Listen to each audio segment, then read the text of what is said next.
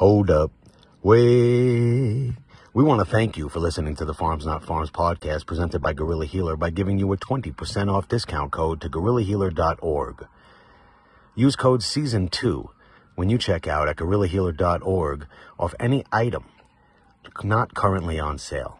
And also be sure to check out BuildTheSoil.com, our Farms Not Pharms podcast sponsor, for all of your organic soil amendment needs. BuildTheSoil.com, the internet's #1 spot for your organic soil amendments. Back to the podcast. Welcome to the Farms Not Pharms podcast. We're here with a very special guest today, and I would love for you to introduce yourself if you'd be so kind, and then we'll get into it. Hello, greetings and welcome. Brigitte Mars. I live in Boulder, Colorado.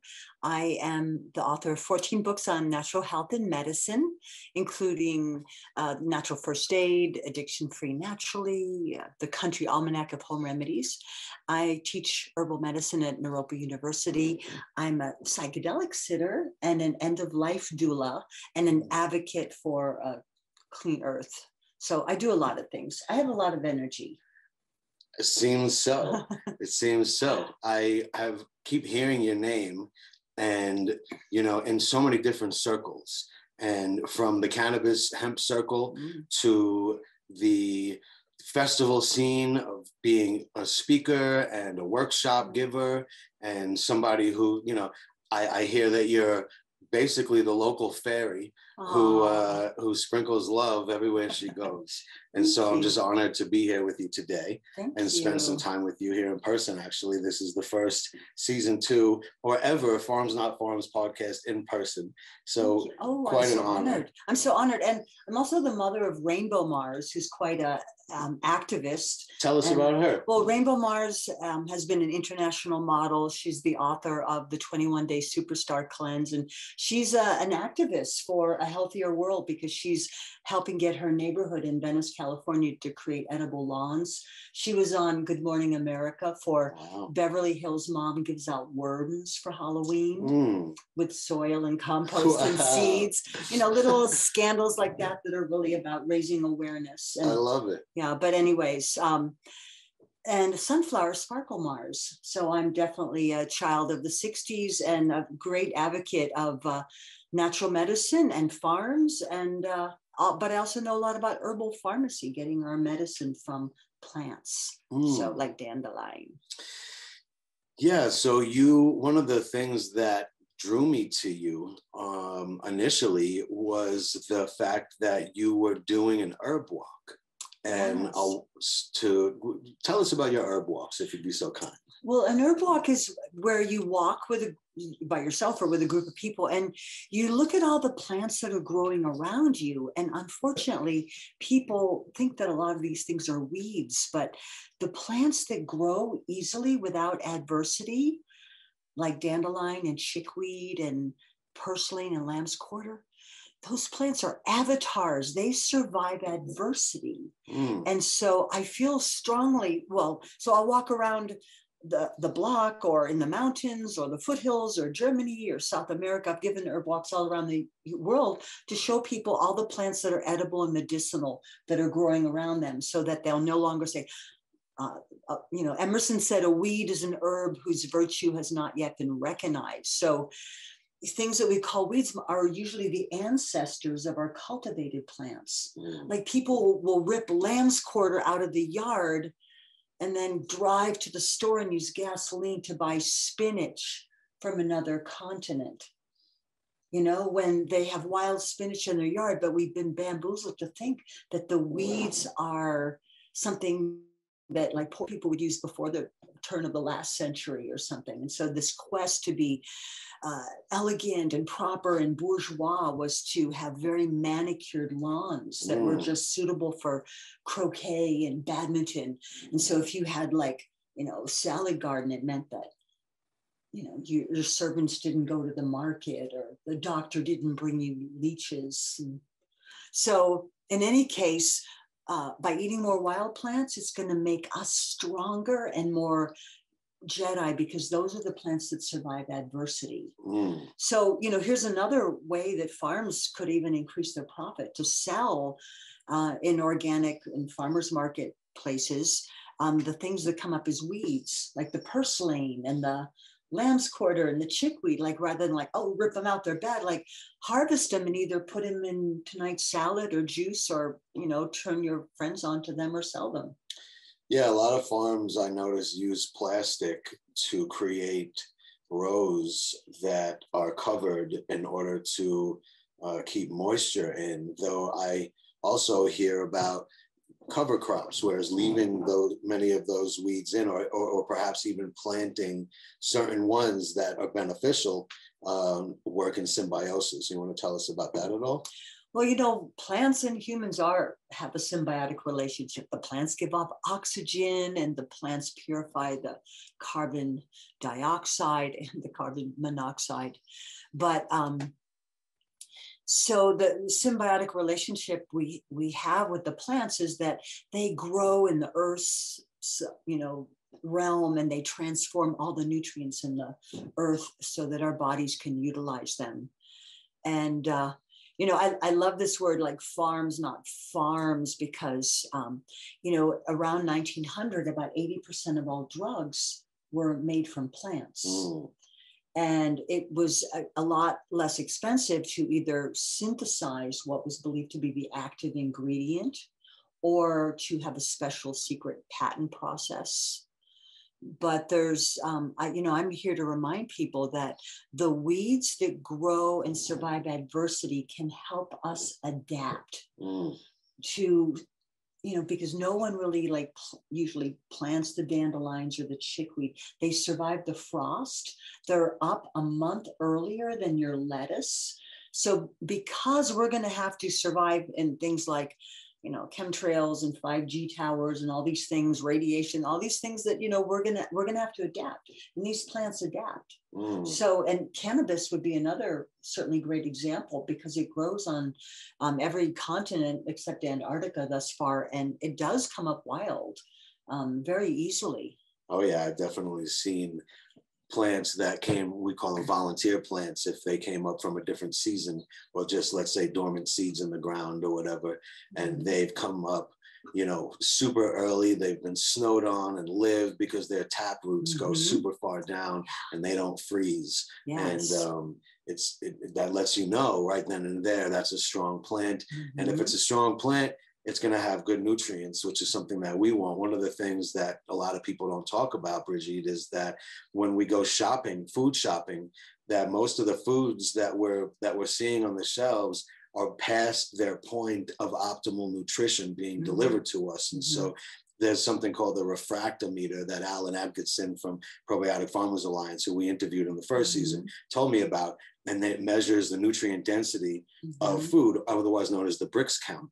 And so what do you know much about what we're talking about? Well, I'm going to tell you what I do know, how I grok that, which means how I really integrate in the core of my being. It's not about a number and a scale. It's that the plants that survive adversity, like frost and drought and not being watered or mulched or weeded, have a tendency to adapt and acclimate. So it's not survival of the fittest, it's survival of the most adaptable. And so I feel that there's a special thing. So what you were saying about most things that we eat, even if it's from an organic market or in the ground, maybe 2 to 6 weeks earlier. So their chi is depleted, the life force, the vitality. But when we could make a salad from something right outside our yard and be eating it 5 minutes, 10 minutes, an hour later, you can't buy that at the store. And again, I do grow living foods, vitality. And so I feel like right now, springtime, the dandelions are coming up. And why would I go buy lettuce when dandelions were one of the sprouts? I grow those in the winter, broccoli sprouts. What's coming up first, excuse me for interrupting, what's coming up first, can we even get dandelion sprouts, or we just get dandelion smalls, which are the leaves before they come up? Or how do you harvest the dandelion? Well, all this week I've been collecting the leaves and making salad. I made spanakopita. I made dandelion lasagna the other night. So that's the flower. The leaves are the base. The base, they grow in a basil rosette, and then the flowers are high in lutein, which you can buy at the health food store, but lutein is really good for your eyes. Would you eat this in a salad as well? I might put them on top of the salad. I made a dandelion loaf this week. So we could save thousands of dollars and thousands of, hours and save our health and imbibe more fresh chi if we learn to eat the weeds. And this is really important. Americans are currently using 30% of our nation's water to water grass. And grass is not a crop that most people eat. Therefore, that is a lot of waste of water. And, proverb I always like to remind people of, I read it when I was a teenager, and it said, if you have water to throw away, throw it on a plant. And so much water gets wasted. We need to rethink how we use water, but all that water to water grass, that wasn't crazy enough. Then they buy gasoline to mow the grass down and then put the grass in plastic bags and create garbage. And so at least, the grass could be left on the ground. Now, I realize that a lot of people live in apartments and homeowners associations, and they feel like, oh, well, we have to do this because the homeowners association. So this is an opportunity for community activism where you get your neighbors to say, we'd really rather not have pesticide sprayed signs all over for our children and our pets, or the barefoot possibility out there. And then could we have a community garden? And if you're going to plant flowers and trees, why not plant something edible, like a plum tree or an apple tree or something that grows in your area? And another possibility is, let's say you want low growing something for the frisbee throwing or whatever, picnicking, grow something like white clover. Clovers, yeah. Like white or Dutch clover, because even like at 3 inches, it'll produce a little flower and the bees can collect nectar from that. And you can still walk on it, have nice pillowy ground. And that's really, sound wisdom. And it's so important, I believe, for this information, this message to be getting out here, because when I go to Hawaii, and one of my favorite things about Hawaii is that everywhere you go, you find fresh fruit, and when you think about it, it's like when we're home, we don't really have food everywhere. Though the moment Brigitte and I went into the backyard, she goes, there's food everywhere. And who thinks that when you look at your lawn, you think, okay, I got to pluck these weeds. I got to keep this lawn going so that I seem like a respectable person. Now, what's a respectable person? To me, a respectable person might be somebody that takes care of ourselves in an intelligent way and takes care of other people in a kind, compassionate, and intelligent way. And with that being said, to think about the fact that I have the ability to save so much money. Yes. Let's be honest, there's a lot of jobs associated in society with all of the channels of points of contact, right? And created in these industries, for the plastic bags, to the factories, to the gas, oil and gas, which is a humongous pesticides. Industry. Pesticides is a huge industry created by humongous companies, that have been, that have also produced weapons for this country. They're big companies. And my best mindful thinking says that we have integrated pest management systems that are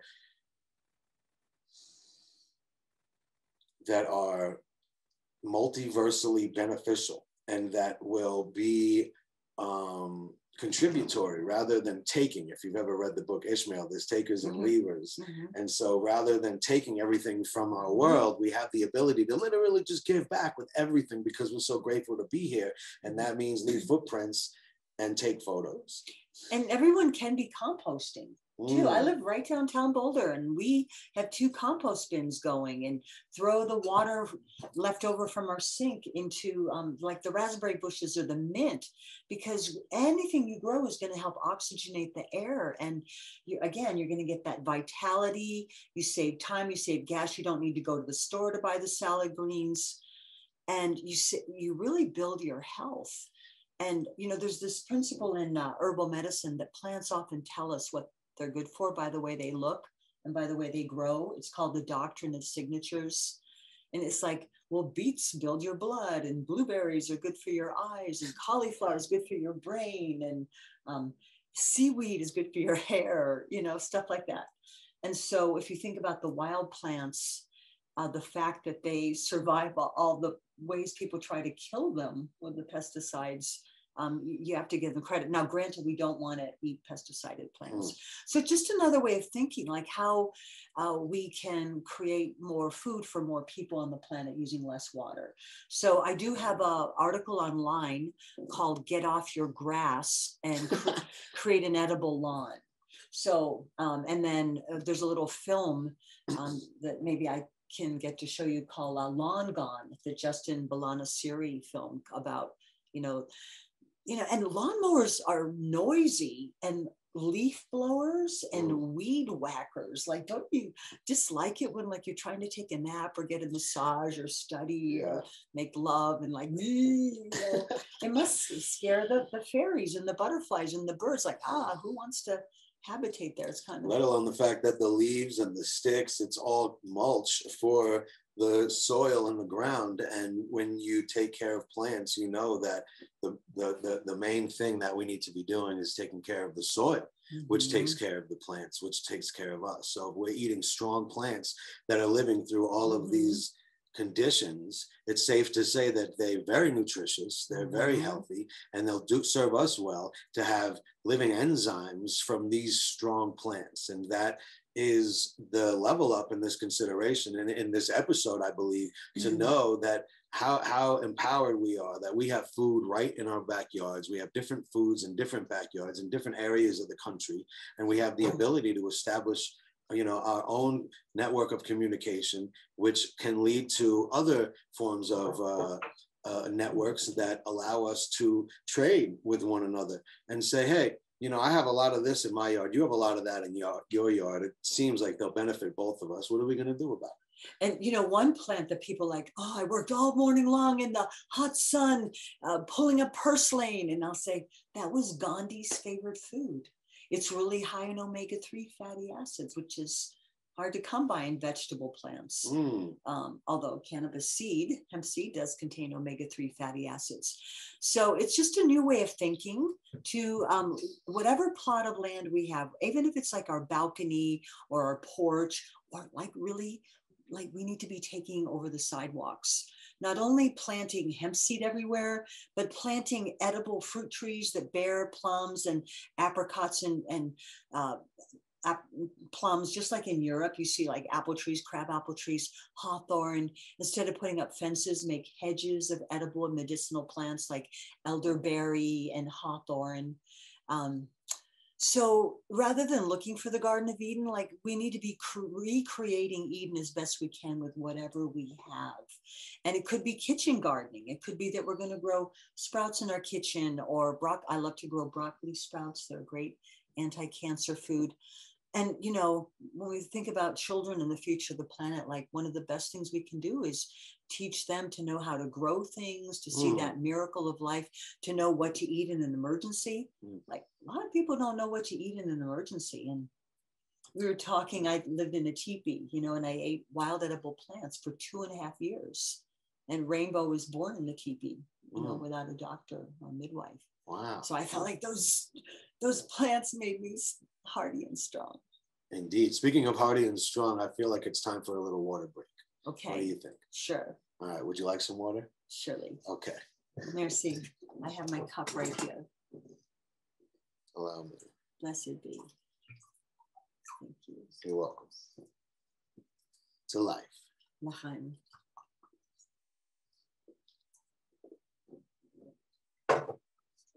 May you never thirst. Or go hungry. And with this information here today, you won't, thanks to Brigitte Mars with Wild Crafted Foods. And that's what I was talking about earlier with your wild walks, your herb walks, to know how to take a hike in the woods and to feed yourself if you ever need to. And so how does somebody get in touch with you if they want to join you on one of your walks or in one of your workshops or anything at all? Well, I'm BrigitteMars.com, and you just have to spell it the French way, Brigitte, Mars, like the planet.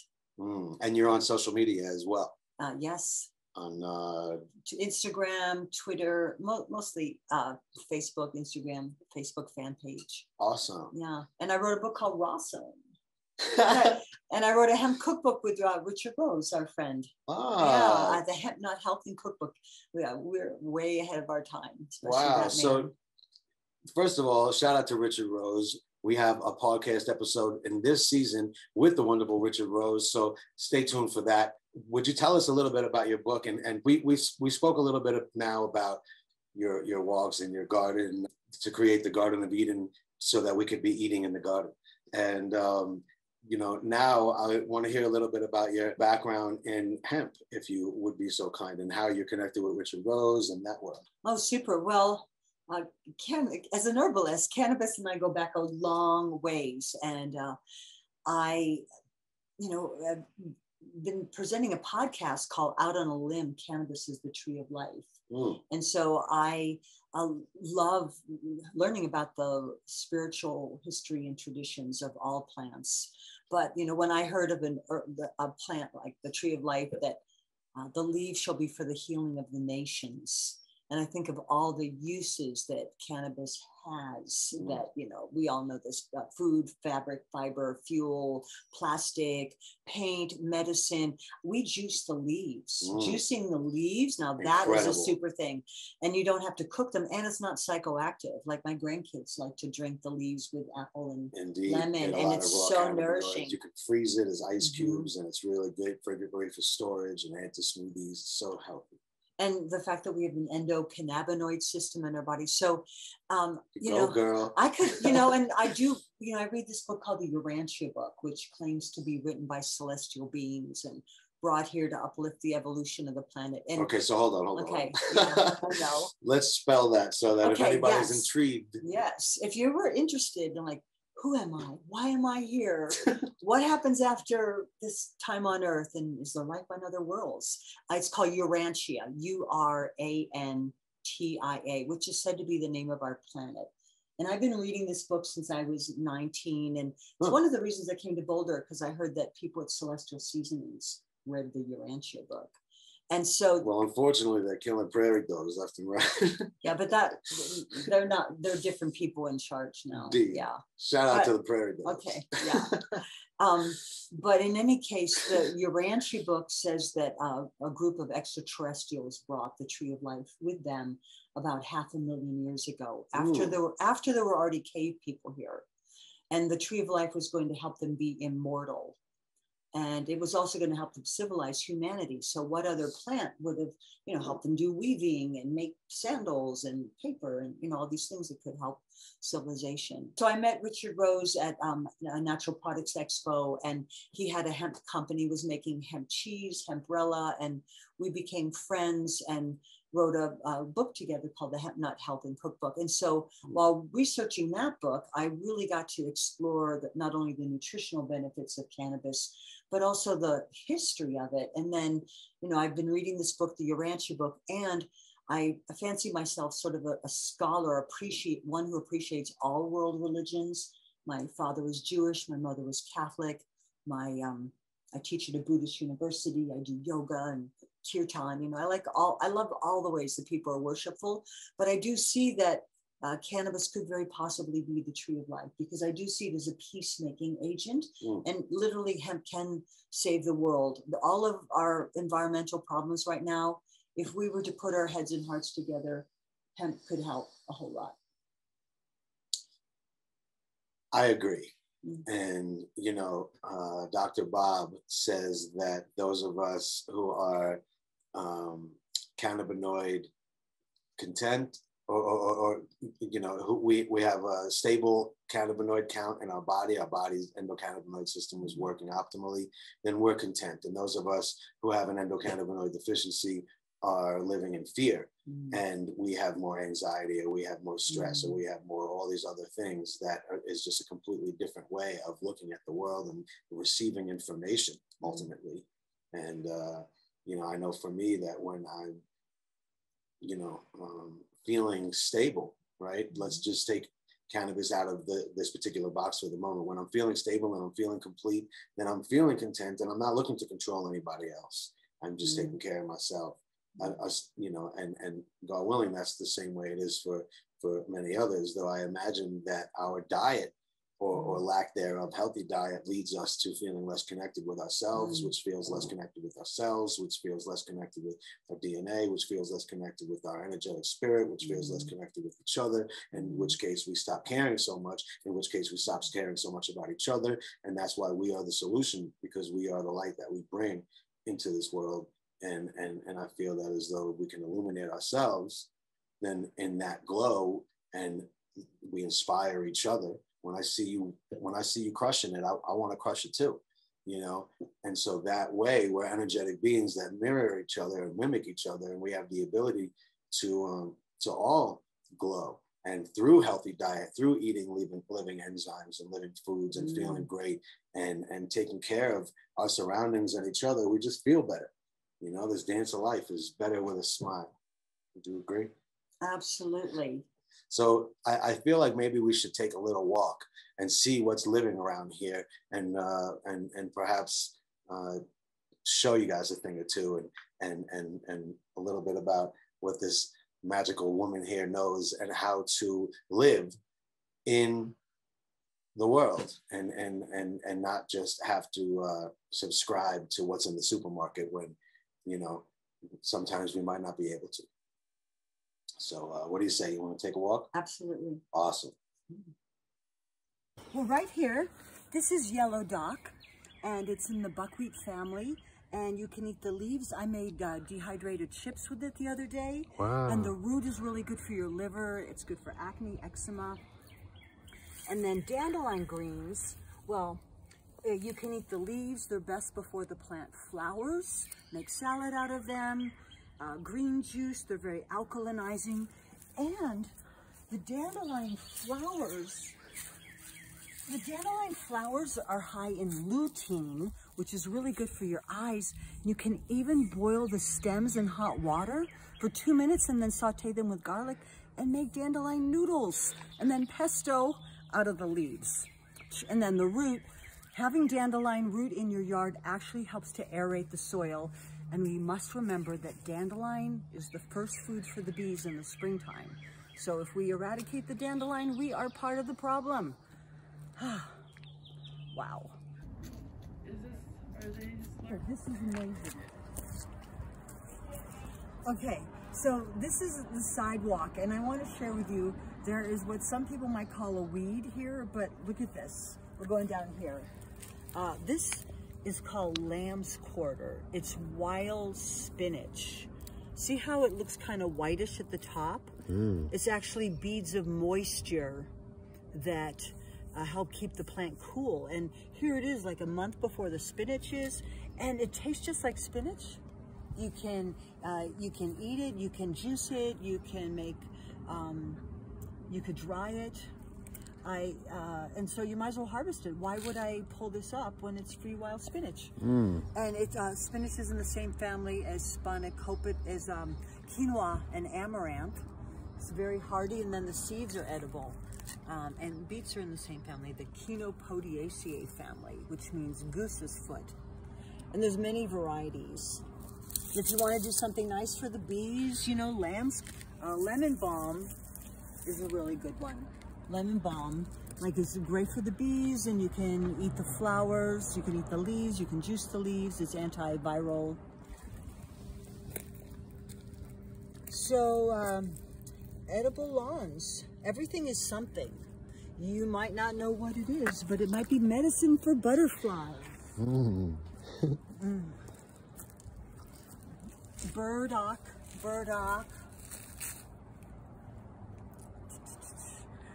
You could use it as a toothbrush. If you could use it to wrap something in. Okay, the word beurre comes from butter in French, like because French women would wrap their cakes of butter in a burdock leaf. This one's very small, but you may not want it to grow here because it gets burrs on it that get stuck in your hair and everything. But I'll let it grow for a while and then dig up the roots. You just use the foliage, not when it grows into... Well, it's actually the root that's edible. So burdock root is used, it's very grounding. You know, if you need to get more connected to the earth, eat more roots. So you wouldn't eat the burdock leaves that you're holding? They're very bitter. They're said to be edible in 2 changes of water if you are really hard up, but they don't taste that good. Fair enough. Yeah, but the root is edible. It's high in carbohydrates. So again, look at all this free wild spinach. So this here is shepherd's purse. It's a wild mustard. And you can eat the leaves, you can eat the flowers. There's no poisonous members in this family, the mustard or in the cruciferous family. And it's an ancient folk remedy to stop bleeding. Yes. How would you use it to do that? You could chop it up and make a poultice out of it. Chop it up and put it on a wound, you know, and then, oh, look, henbit. Henbit. This is edible. I put it in my chia quiche the other day. And see what dandelions look like when they're growing. See how the leaves grow flat on the ground? This is called a basil rosette. And you can eat the crowns. You could dig up the root. So if you had to get rid of dandelions, dig up the root and then you can eat the root. They're especially good in after the first frost. But how about making tea? Yes, the tea is very good for your liver. And of course, people make dandelion roasted root to taste like coffee. Oh wow, really? Yeah. Oh, look at this. Horehound.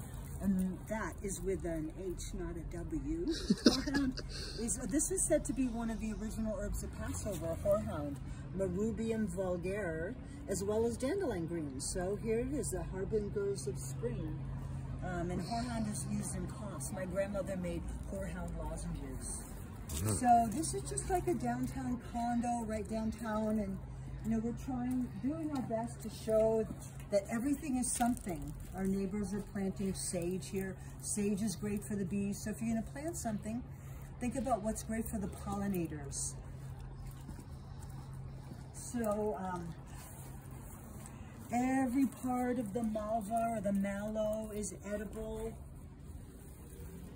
You get so this looks a tiny bit similar to the last one on camera. What's the difference for people to know? Well, the mallow looks thinner. Yeah, well, the leaves look a little geranium-like, but but it's in the Malvaceae family. It's a relative of hollyhock. If you know hollyhock, it looks kind of like that, and hibiscus. Hi there. Good. So what's mallow good for? It's edible. The leaves are edible. The flowers are edible. The roots are edible. It's mucilaginous, so it's going to soothe the sore throat. So we see here about shepherd's purse, and then, ooh, violets. Viola odorata. Violets, look at their heart shape. You can smell them on the air. Here, eat one of these, so fresh, it's still growing, but the flowers, just pop it in your mouth right now.